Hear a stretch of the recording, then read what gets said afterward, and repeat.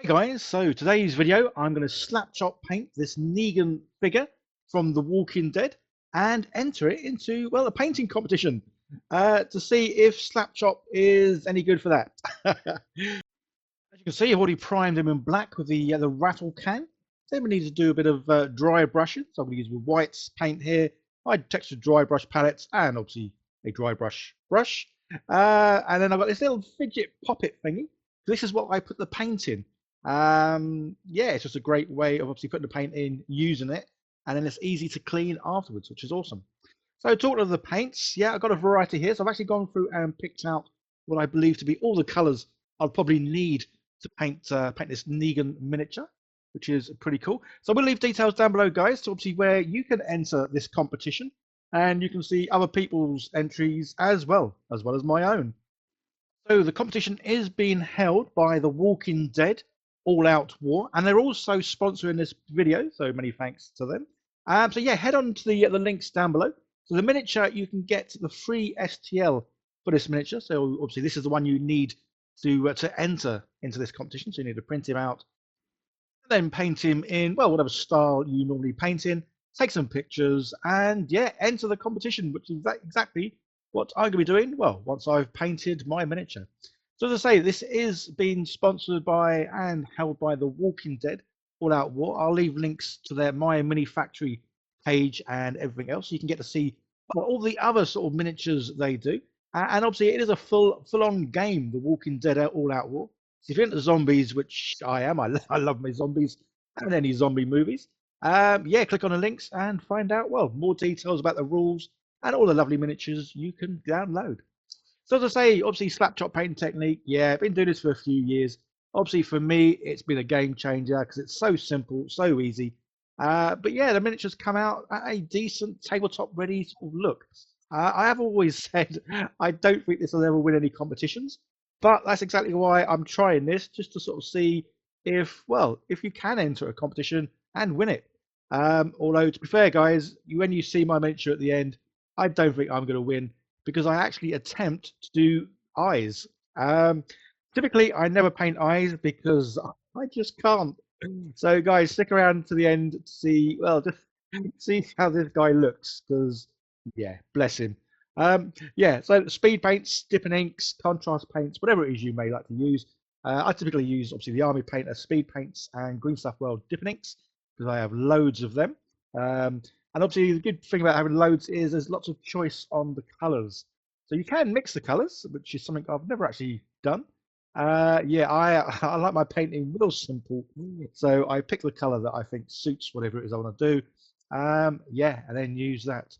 So I had a little look up hand grenades, try and find out what colours. Obviously, typically they seem to be a greenish colour. Um, but yeah, so I'm going to paint mine, well, in this kind of green colour, which is actually one of my favourite greens for when it comes to painting orcs. Yeah, I do have a lot of greens that I can use, but I think there's about four that I always use when painting orcs. Although to be fair, I've not painted orcs for a while, so maybe that's something I need to address. So back to this dude. Yeah, again, browns. I've got a whole variety of browns, which is really cool. So I don't know how you guys have watched The Walking Dead, but obviously Negan is a bit of a baddie. He's probably killed more people than the zombies, I think, in the Walking Dead TV show. So quite a well-known sort of character. Certainly fun to paint him. But say yeah, guys, you need to stick around to see the eyes. Yeah, I've outdone myself, I think.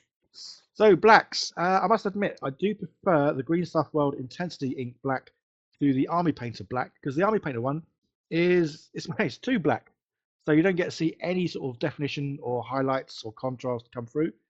But this Intensity Ink by Green Stuff World, yeah, it really does sort of leave, well, you can still see the highlighted areas, which is pretty cool because that's the whole point of the Slapchop is obviously the paints do all the work for you. So we'll get all that lovely contrast between light and dark areas. And as I say, this sort of paint technique, yeah, it's definitely a winner for getting things tabletop ready, really, really quick. So this chap, I mean, literally, he took what 10 minutes to paint. Well, 10 minutes to paint him. His eyes, yeah, his eyes, yeah, that's a different matter. Yeah, I'll talk about that in a minute. But that took a whole lot longer.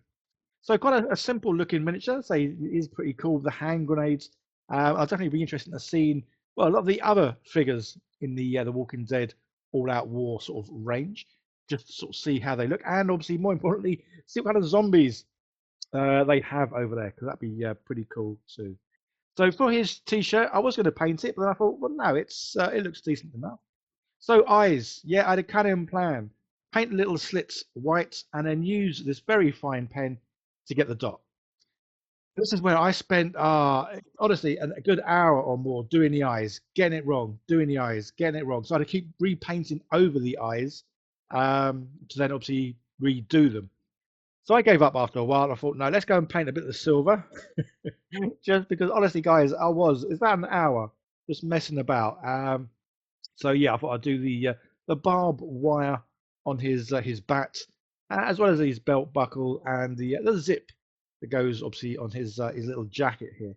So I thought I'd paint all those, and then with some fresh eyes, I went back and had another go at doing his eyes. So again, I spent a lot of time and I gave up in the end. I got to a point where I just couldn't do it. He's going to keep looking lopsided, one eyeball or pupils bigger than the other. And in the end, it was like, yeah, I'm done. He's got eyes. This is why I like miniatures that have helmets. Yeah, just yeah, you don't have to do eyes. So then I just went on and did the base, quickly, simple. Just put some grass down. Yeah, just to finish off the base, say real nice and quickly. Yeah, this is how he looks, and this is how he's going to be entered into this competition. So guys, check out the links down below to the Walking Dead All Out War.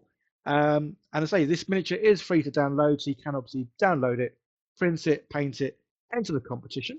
Lots of prizes there as well. I was going to say, check out the link for yourself so you can see exactly what's included. And check out their My Mini Factory, say all the other details on the actual game, the rules, and well, a shed load more miniatures. So guys, I hope you have better luck painting eyes than I do. I might keep trying to paint eyes, or I might just say put helmets on every single miniature that I paint from now on. Okay, guys, don't forget to like, share, leave comments down below, subscribe if you're not already subscribed, and yeah, you guys take care. I'll see you in the next one. Bye for now.